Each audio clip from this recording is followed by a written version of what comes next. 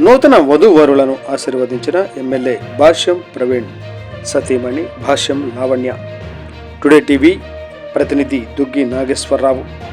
పల్నాడు జిల్లా పెదకూరపాడు నియోజకవర్గం బెల్లంకొండ మండలం మాచాయపాలెం గ్రామం తెలుగుదేశం పార్టీ సీనియర్ నాయకులు గుడిసె కొండయ్య గారి కుమార్తె వివాహ కార్యక్రమంలో ఆదివారం రాత్రి పెదకూరపాడు నియోజకవర్గ శాసనసభ్యులు శ్రీ భాష్యం ప్రవీణ్ గారి సతీమణి శ్రీమతి భాష్యం లావణ్య గారు పాల్గొని నూతన వధూవరులను ఆశీర్వదించారు. ఈ సందర్భంగా ఆమె మాట్లాడుతూ నూతన వధూవరులు మంచి ఆయురారోగ్యాలతో అష్టైశ్వర్యాలతో సంతాన లక్ష్మితో అభివృద్ధి చెందాలని ఆ భగవంతుని కోరుకున్నట్లు ఆమె తెలిపారు.